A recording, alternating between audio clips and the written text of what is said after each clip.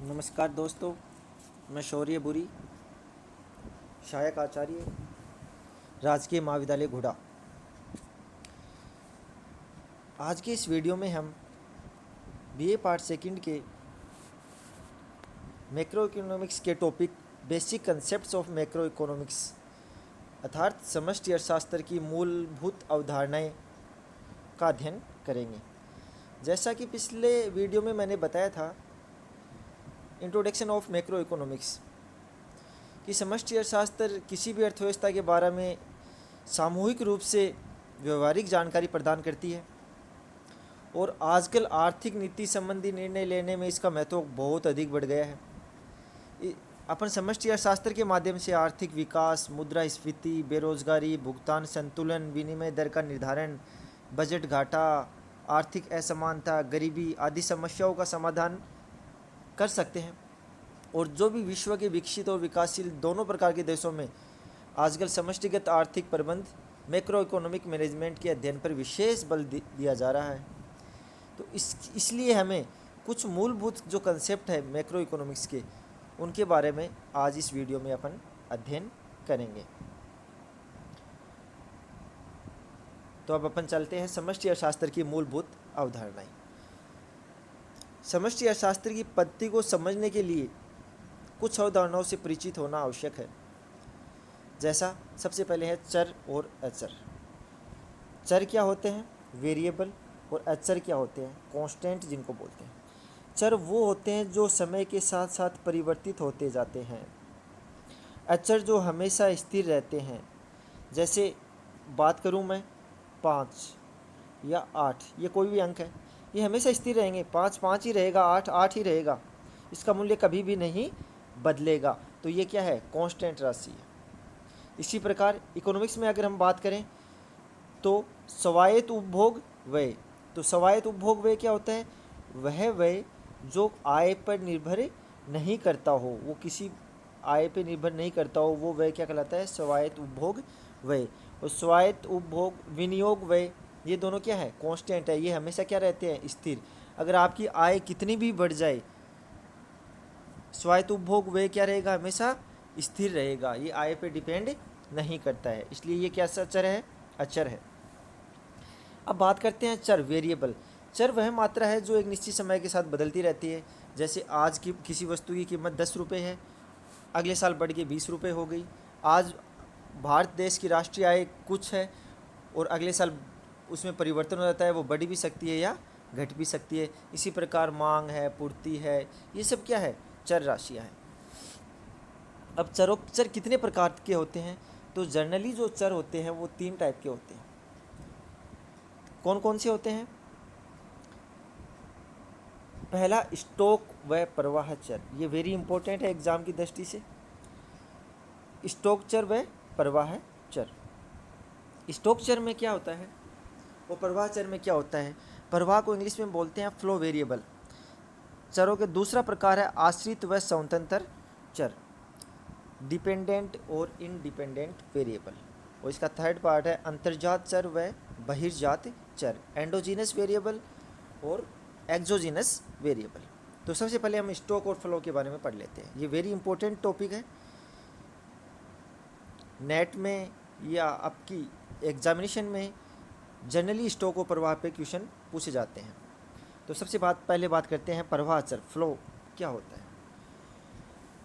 यह वह चर होता है जिसका माप एक निश्चित समय अवधि, बस ये ध्यान में रखना, निश्चित पीरियड ऑफ टाइम, एक निश्चित समय अवधि, पीरियड ऑफ टाइम पे जिसका अपन अध्ययन करते हैं, जिसका उल्लेख हम एक पीरियड ऑफ टाइम में करते हैं, उसे हम फ्लो कहते हैं। जैसे राष्ट्रीय आय, तो हमें पता है कि फॉर एग्जांपल भारत की बात करें कि भारत की 2018-19 में राष्ट्रीय आय इतनी थी और 2019-20 में बढ़कर इतनी हो गई। तो ये हम इसने 2018-19, ये क्या है? एक पीरियड ऑफ टाइम है, एक निश्चित समय अवधि है। तो एक निश्चित समय अवधि के अंदर अगर हम इसका अध्ययन करेंगे तो वो कैसा चर माना जाएगा? प्रवाह चर माना जाएगा। तो ये जो मुख्य प्रवाह चर है वो मैं आपको थोड़े थोड़े बता देता हूँ। राष्ट्रीय आय, आयात और निर्यात, तो आयात और निर्यात का अपन निर्धारण वार्षिक तौर पे करते हैं कि एक देश ने इस पूरे वर्ष में कितना आयात किया है। आयात होता है दूसरे देश से वस्तुओं को मंगवाना, और निर्यात होता है दूसरे देश को अपने देश से वस्तुएं बेचना। तो ये आयात और निर्यात हमेशा वार्षिक तौर पे निकाले जाते हैं। तो वर्ष भर का पीरियड जो है वो इनमें इंक्लूड होता है, इसलिए ये भी क्या है, प्रवाह चर है। अगला है उपभोग व्यय। उपभोग व्यय एक निश्चित समय बिंदु पर नहीं निकाल सकते, हम ये निकालते हैं कि 2020 में भारत में उपभोग व्यय इतना किया गया था, अर्थात एक निश्चित समय अवधि में उपभोग व्यय का अपन अध्ययन करते हैं। अगला है व्यापार का संतुलन, भुगतान संतुलन, बजट घाटा। ये जो सब है, व्यापार का संतुलन है, भुगतान संतुलन है, बजट घाटा है, सरकारी व्यय है, सरकारी आगम है, बाजार से लिया गया उधार है, विनियोग या निवेश है, मुद्रास्फीति है, ब्याज का भुगतान है, सेवानिवृत्त होने वाले कर्मचारियों की संख्या है, समुद्र से निकाले जाने वाला तेल है, श्रम शक्ति में वृद्धि है, रोजगार में वृद्धि कहीं भी हो, चाहे वो श्रम शक्ति में हो, चाहे रोजगार में हो, चाहे बेरोजगारी में हो, चाहे राष्ट्रीय आय में हो, चाहे कीमतों में वृद्धि हो, वो सब हमेशा कैसे चर होते हैं, फ्लो चर होते हैं। अब एक इम्पोर्टेंट है जो मैंने हाईलाइटेड कर रखा है रेड से, बचत,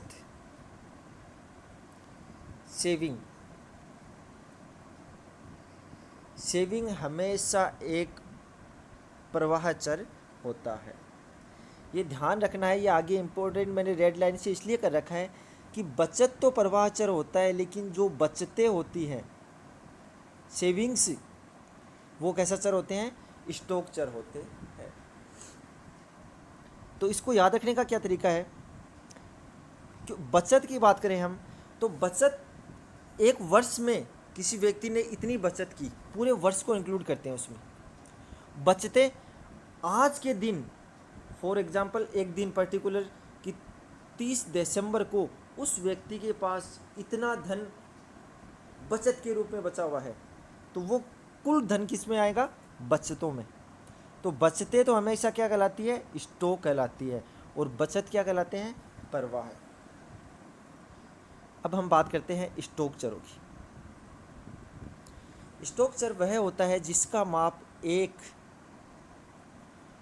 पॉइंट ऑफ टाइम पे होता है, point of time, particular point of time, एक निश्चित समय बिंदु।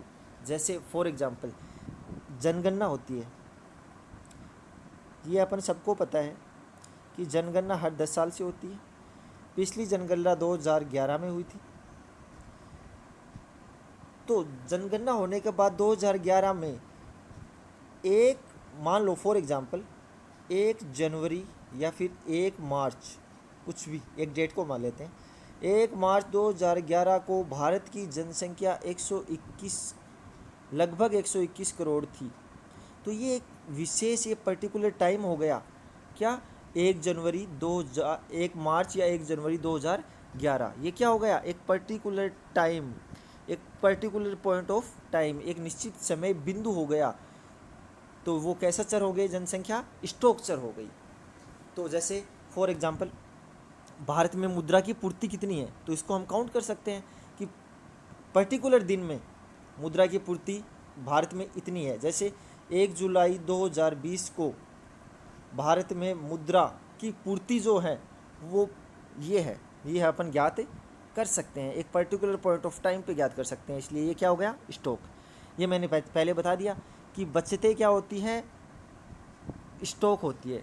इसको याद रखने का तरीका, जब मैं पढ़ाई करता था तो कैसे याद रखता था, बचत और बचतों में कैसे, सेविंग ये बचत है, और सेविंग्स ये क्या है, बचते हैं। ये एस लगा हुआ ना लास्ट में, मैं याद रखने का तरीका है, वैसे कोई इसका लॉजिक नहीं है, एस लगा हुआ है इसलिए ये क्या है, स्टॉक है, और ये क्या है, फ्लो है। ये ऑटोमेटिक फ्लो बच गया, क्योंकि बचतें ये बहुवचन है, और बहुवचन में हमेशा लास्ट में एस लगता है, एस लगता है तो वो क्या हो गया, एस से स्टॉक। ये केवल और केवल याद रखने का एक ट्रिक है।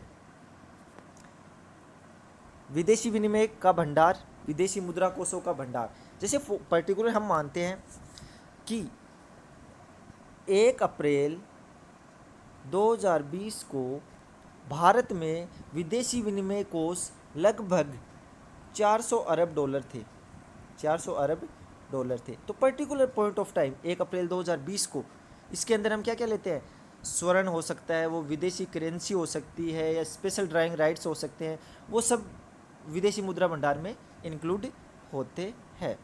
तो ये जो विदेशी विनिमय का भंडार है वो भी क्या है, एक स्टॉकचर है।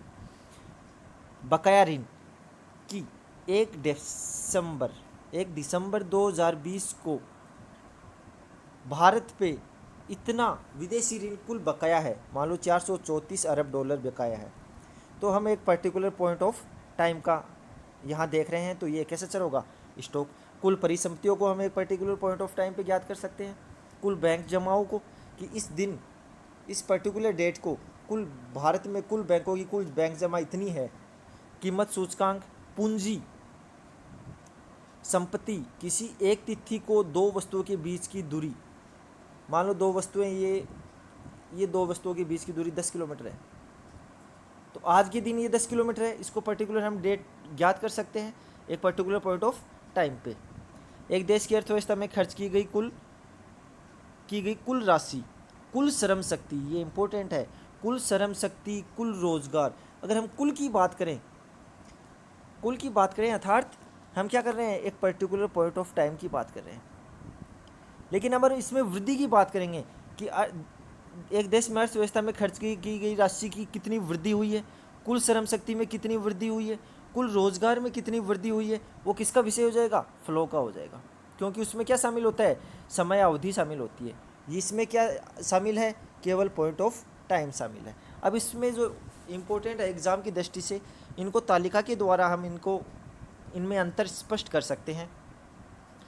तो स्टॉक और प्रवाह में क्या अंतर होता है, तो मैंने यहाँ तालिका के द्वारा बताया है। पुरानी वाली चीज़ें जो ऊपर हमने पढ़ी है वो यहाँ रिपीट होगी लगभग। तो बात करते हैं स्टॉक और फ्लो की।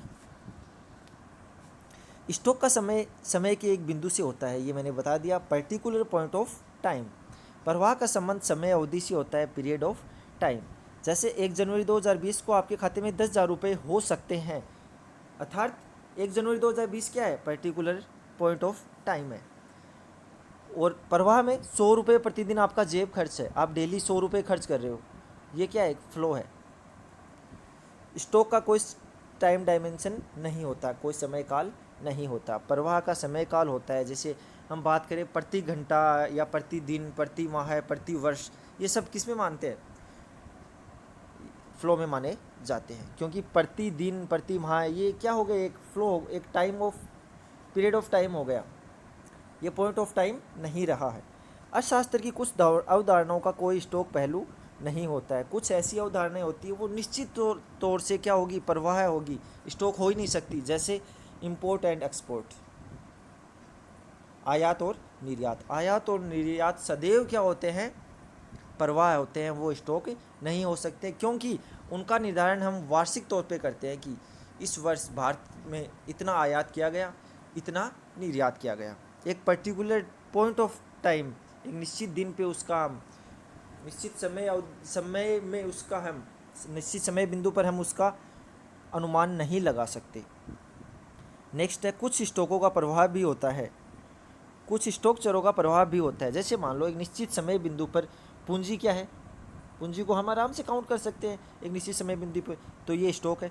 लेकिन पूंजी निर्माण क्या कहलाएगा, प्रवाह है। पूंजी निर्माण क्या होता है, निवेश करना, तो पूंजी निर्माण क्या हो जाता है, प्रवाह कहलाएगा। प्रवाह चरों का स्टॉक पहलू नहीं हो सकता। लास्ट में इसके एग्जांपल्स दिए गए हैं जो मैंने ऊपर भी आपको अच्छे से समझाए थे।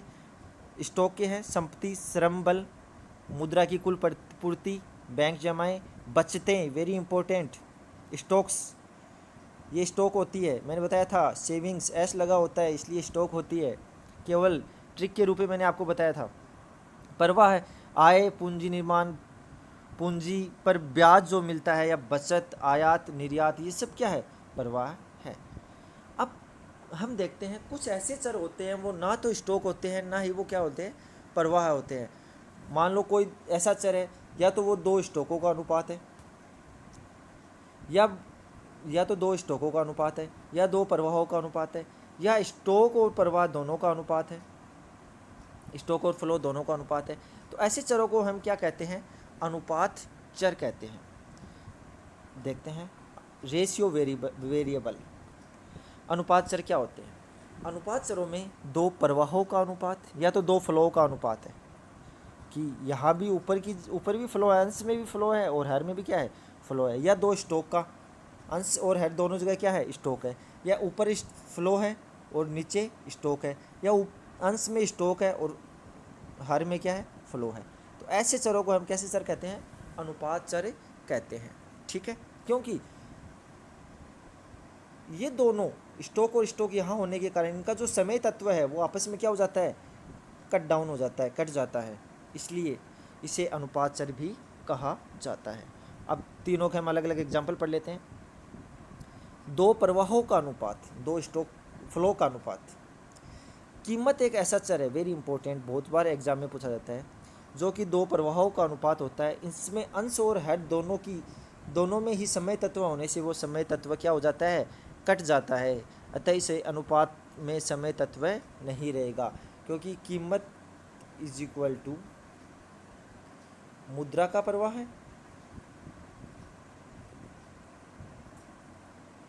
बट्टा वस्तु का प्रवाह है।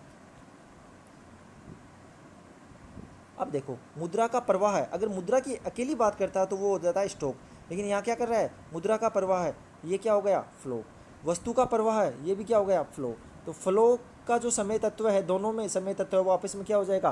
कट हो जाएगा। तो ये क्या बचेगा? दो प्रवाहों का अनुपात बचेगा, इसमें कोई समय तत्व है उपस्थिति नहीं रहेगा। इसी प्रकार औसत उपभोग प्रवृत्ति APC और औसत बचत प्रवृत्ति APS। औसत उपभोग प्रवृत्ति क्या होती है? उपभोग अपॉन आय, ये होती है औसत उपभोग प्रवृत्ति। औसत बचत प्रवृत्ति, बचत सेविंग अपॉन आय। तो यहाँ उपभोग है वो भी एक फ्लो है, आय है वो भी एक फ्लो है, बचत केवल बचत है वो भी एक प्रवाह है, और यहाँ आय है वो भी एक प्रवाह है। तो ये दोनों APC और APS भी क्या होती है? दो प्रवाहों का अनुपात होता है। गार्डन एक्ले का कहना है कि कीमत न तो स्टॉक है न ही प्रवाह है, यह दो प्रवाहों का अनुपात मात्र है। यह नगद प्रवाह वस्तु प्रवाह का अनुपात होता है। इस अनुपात में ऊपर व नीचे समय की इकाइयों के परस्पर कट जाने से यह मात्र अनुपात रह जाता है। यह न तो स्टॉक रहता है न फ्लो रहता है, यह कैसा चर हो जाता है? रेशियो चर या रेशियो वेरिएबल, अनुपात चर, क्योंकि ऊपर भी फ्लो है, अंश में भी और हर में भी क्या है? फ्लो है, इसलिए उसका जो समय तत्व है वो आप कट जाता है। नेक्स्ट हम पढ़ेंगे दो स्टॉकों का अनुपात। अब स्टॉक, फॉर एग्जांपल तरलता अनुपात, लिक्विडिटी रेशियो। तरलता अनुपात क्या होता है? तरल परिसंपत्ति, तो आपको पता है तरल परिसंपत्ति को हम एक पॉइंट ऑफ टाइम पे काउंट कर सकते हैं, तो वो कैसी होगी? स्टॉक होगी।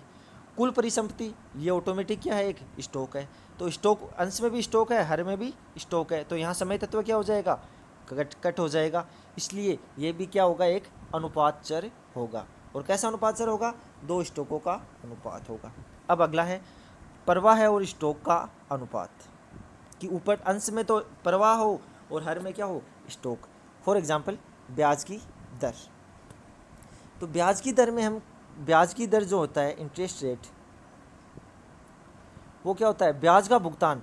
तो ब्याज का भुगतान क्या हो गया? फ्लो हो गया अपने आप में। और कुल बकाया ऋण, तो ये एक निश्चित पॉइंट ऑफ टाइम पे हम कुल बकाया ऋण को हम पढ़ सकते हैं, ज्ञात कर सकते हैं पॉइंट ऑफ टाइम पे, तो ये क्या हो गया? स्टॉक। तो फ्लो और स्टॉक का क्या हो गया? ये अनुपात हो गया, अर्थात इसमें भी समय चर बिंदु क्या हो जाएगा? समय तत्व आपस में कट जाएगा, और ये क्या रहेगा? केवल और केवल अनुपात, किसका? फ्लो और स्टॉक का। मुद्रा का लेन देन चलन वेग, तो कुल लेन देन क्या होते हैं? फ्लो होते हैं, और मुद्रा की पूर्ति क्या है? स्टॉक है। इसी प्रकार आय चलन वेग, कुल आय फ्लो है और मुद्रा की पूर्ति क्या है? स्टॉक है। तो ये दोनों भी आपस में समय तत्वों को आपस में कट जाएगा, और लास्ट में क्या बचेगा? केवल और केवल अनुपात चर। और वो अनुपात चर कैसा होगा? प्रवाह है और स्टॉक का अनुपात चर। अतः हम कह सकते हैं कि स्टॉक की अवधारणा एक टंकी में, ये इंपॉर्टेंट है, इसको थोड़ा सा ध्यान में रखना। स्टॉक की अवधारणा एक टंकी में किसी समय बिंदु पर पानी की कुल जमा मात्रा को सूचित करता है। अर्थात हम एक निश्चित पॉइंट ऑफ टाइम पे, पर्टिकुलर पॉइंट ऑफ टाइम पे एक टंकी में कितना पानी जमा है उसका अगर हमें ज्ञात करना है तो वो कैसा क्या कहलाएगा, स्टॉक कहलाएगा। अर्थात और प्रवाह की अवधारणा एक नल से किसी समय अवधि में बहते पानी की मात्रा को शामिल करता है। तो टंकी में पानी जमा है तो ये तो क्या हो गया, स्टॉक हो गया। क्यों? क्योंकि एक निश्चित पर्टिकुलर पॉइंट ऑफ टाइम पे है। नल है, एक पानी की नल है, नल से पानी लगातार बह रहा है, बहता पानी, तो ये क्या हो गया, पीरियड ऑफ टाइम हो गया, इसलिए ये क्या हो गया, फ्लो हो गया। तो इसको समझने के लिए, स्टॉक और फ्लो को समझने के लिए हम इसका भी यूज कर सकते हैं। अपन आगे चलते हैं। दूसरा नंबर, आश्रित चर और स्वतंत्र चर। तो अर्थशास्त्र में आश्रित चर वो चर होते हैं जो चर अन्य चरों पे निर्भर करते हो। तो इसकी परिभाषा हम देखते हैं। आश्रित चर वह चर होता है जिसकी मात्रा किसी दूसरे चर की मात्रा में परिवर्तनों पर निश्चित रूप से निर्भर करती है। फॉर एग्जाम्पल, यहाँ मैंने एक एग्जाम्पल दिया हुआ है। एग्जाम्पल ये है कि Q is equal to function of Px Py, उपभोक्ता की आय, आदत, रुचि, फैशन और जनसंख्या, कि किसी भी वस्तु की मांगी गई मात्रा इन सभी तत्वों पर निर्भर करती है। कौन कौन से तत्वों पे? उस वस्तु की कीमत पे, संबंधित वस्तु की कीमत पे, अपने फर्स्ट ईयर में पढ़ा था ये, उपभोक्ता की आय पे, आदत, रुचि, फैशन, जनसंख्या, अनेक चरों पे उस वस्तु की मांगी गई मात्रा निर्भर करती है। अब मान लो अक्स वस्तु की कीमत में परिवर्तन हो गया, अन्य बातें सभी स्थिर है, अन्य वस्तु की कीमत है, उपभोक्ता की आय है, आदत, रुचि, फैशन, जनसंख्या, सब के सब स्थिर मान लेते हैं, और उपभोक्ता की कीमत में परिवर्तन हो गया, मान लो कीमत बढ़ जाती है, तो मांग के नियम के अनुसार क्या होता है, अन्य बातें स्थिर रहने पे किसी वस्तु की कीमत बढ़ती है तो उसकी मांग मात्रा क्या हो जाती है, घट जाती है। पहले परिवर्तन किस में हुआ है, कीमतों में परिवर्तन हुआ, उसके कारण किस में परिवर्तन हुआ, उस वस्तु की मांगी गई मात्रा में। तो यहाँ कीमत तो कैसा चर हो गया, स्वतंत्र चर, और मांगी गई मात्रा कैसी चर हो गया, आश्रित चर। क्योंकि कीमत में परिवर्तन के कारण किस में परिवर्तन हुआ है, मांग मात्रा में परिवर्तन हुआ है। तो हम जनरली देखते हैं किसी भी फलन के दाहिनी साइड में, दाईं तरफ जो भी चर होते हैं वो हमेशा स्वतंत्र चर होते हैं। ये याद रखना बेटा कि किसी भी फलन के दाईं साइड में जो भी चर होते हैं वो स्वतंत्र चर होते हैं, और बाईं साइड का जो चर होता है वो क्या होता है, आश्रित चर कहलाता है। ठीक है, यहाँ हम देखते हैं उदाहरण के लिए, अन्य बातें स्थिर रहने पर किसी वस्तु की मांग मात्रा उस वस्तु की कीमत के साथ उल्टा संबंध होता है। अतः हम कह सकते हैं कि कीमत में परिवर्तन के कारण मांग में परिवर्तन होता है, इसलिए कीमत तो स्वतंत्र चर एवं मांगी गई मात्रा आश्रित चर होगा। तो यहाँ मैंने दिखाया आपको कि Q इज इक्वल टू, जो ये फलन दिया है, तो ये फलन के अंदर जितने भी चर हैं वो सब के सब क्या है, स्वतंत्र चर है। अगर आदत में परिवर्तन हुआ है उसके कारण भी किसी में परिवर्तन हो सकता है, वस्तु की मांग मात्रा में परिवर्तन हो सकता है।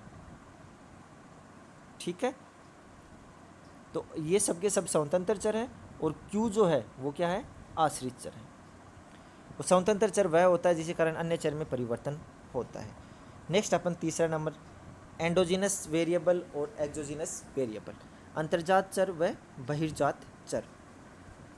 अंतर्जात चर ऐसे चरों को कहा जाता है जो आर्थिक प्रणाली के आंतरिक ढांचे से संबंधित हो, और बहिर्जात चर उन ऐसे चरों को कहा जाता है जिनका संबंध आर्थिक प्रणाली के बाहर से होता है। फॉर एग्जाम्पल, आय, उत्पादन, रोजगार स्तर, मांग, पूर्ति, बचत, निवेश आदि ऐसे चर हैं जो आर्थिक प्रणाली, जो भी किसी भी अर्थव्यवस्था के आंतरिक अंग माने जाते हैं। ये एक जनरल सी बात है। और जनसंख्या है, तकनीकी है, आयात निर्यात है, आविष्कार है, नव परिवर्तन है, ये सब के सब कैसे चर हैं जो अर्थव्यवस्था में बाहर से आते हैं, जो बाहरी तत्व होते हैं, इसे बहिर्जात चर कहा जाता है। अगले वेरिएबल जो हमें समझने के लिए है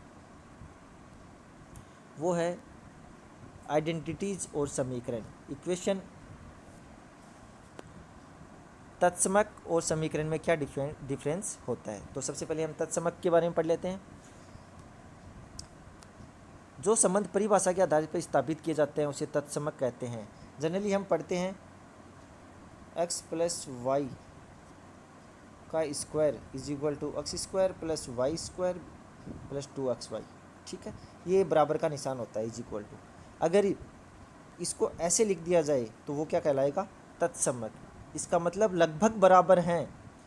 जैसे फॉर एग्जांपल मैंने यहाँ दिया है y तत्समक का साइन लगाया है, फिर c प्लस आई, कि किसी देश, किसी अर्थव्यवस्था में राष्ट्रीय आय जो होती है वो या तो क्या कर ली जाती है, सी कंजप्शन उपभोग कर ली जाती है, या इन्वेस्टमेंट आई, या बची हुई को क्या कर सकते हैं हम, निवेश कर सकते हैं। और हमें जनरली पता है निवेश जो होगा कितना होगा, वो बचत के बराबर होता है। तो वाई इज इक्वल, फिर से इज इक्वल टू ना लगा के तत्समक का साइन लगाते हैं सी प्लस एस, अर्थात राष्ट्रीय आय का या तो उपभोग किया जाएगा या उसकी बचत की जाएगी। मतलब भाषिक रूप से हम कह सकते हैं कि बाईं तरफ की राशियाँ और दाहिनी तरफ की राशियाँ दोनों क्या होती है, बराबर होती है। समीकरण में दाईं तरफ की चल राशियों को बदलकर बाईं तरफ की आश्रित चल राशियों को परिवर्तित किया जा सकता है। फॉर एग्जाम्पल हम एक समीकरण लेते हैं,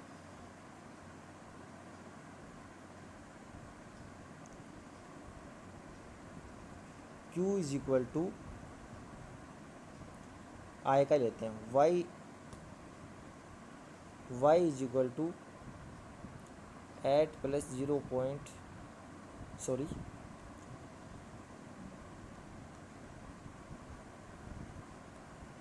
c is equal to 8.0.5 y।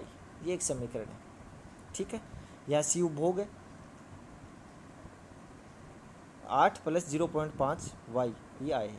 तो आय में जैसे जैसे वृद्धि करेंगे वैसे वैसे उपभोग में क्या होगा, परिवर्तन। अर्थात दाईं तरफ की राशियों में परिवर्तित करके हम बाईं तरफ की राशियों में क्या कर सकते हैं, परिवर्तन कर सकते हैं। ये आश्रित चर है, ये मैंने बताया था, और ये कैसे है, स्वतंत्र चर है। तो इसे क्या कहेंगे हम, समीकरण कहेंगे। फॉर एग्जाम्पल जैसे मैंने यहाँ एग्जाम्पल लिखा भी है, c is equal to 40 plus 0.8 y आय को परिवर्तित करके c उपभोग के भिन्न भिन्न मान प्राप्त कर सकते हैं। नेक्स्ट है अपना प्रत्याशित व वास्तविक चल राशियाँ। प्रत्याशित चल राशियाँ वो चल राशियाँ होती है जो पहले से, ये इम्पोर्टेंट है, बिफोर एन एक्शन, पहले से अनुमानित की जाती है। कोई कार्य हम कर रहे हैं उससे पहले ही हम उसको अनुमानित कर लेते हैं, वो प्रत्याशित चल राशियाँ कहलाती है। इसका दूसरा नाम भी होता है प्लान्ड, नियोजित, डिजायर्ड वांछित, अनुमानित एक्सपेक्टेड राशियाँ भी इनको कहा जा सकता है। फॉर एग्जांपल भारत सरकार के बजट में किए गए अगले वित्तीय वर्ष के आंकड़े ऐसे चर होते हैं, प्रत्याशित चर होते हैं, क्योंकि अगला वित्तीय वर्ष नेक्स्ट ईयर का है, फ्यूचर का है, उसका पहले ही अपन ने क्या कर लिए, अनुमान लगा लिया उन चरों को कि राष्ट्रीय आय का ये रहेगा, मुद्रास्फीति इतनी रहेगी, रोजगार इतना रहेगा। ये क्या हो गए, कैसे चर हो गए, सबके सब एक्सपेक्टेड अर्थात प्रत्याशित चर हो गए। वास्तविक चर उस चल राशियों को कहा जाता है जो कार्य के अंत में, बस ये याद रखना, बिफोर एन एक्शन है तो प्रत्याशित है, आफ्टर द एक्शन है तो वो कैसे हो गए, वास्तविक चर। इसको क्या क्या कहते हैं, यथार्थ, वास्तविक, एक्चुअल, रियलाइज्ड चर भी कहा जाता है। जैसे वास्तविक निवेश और वास्तविक बचत, ये आपस में वो क्या है, एक्चुअल में जो वैल्यू आती है, तो इसे कहते हैं एक्सपोज्ड वेरिएबल अर्थात वास्तविक चल राशियाँ। और ये आवश्यक नहीं है कि प्रत्याशित चर जो होते हैं या प्रत्याशित चल राशियाँ जो होती है वो वास्तविक चल राशियों के हमेशा बराबर है। ये हम आगे इसका अध्ययन डिटेल से करेंगे। थैंक यू दोस्तों। अपना जो नेक्स्ट वीडियो होगा वो होगा आय व रोजगार निर्धारण का classical model. Thank you so much.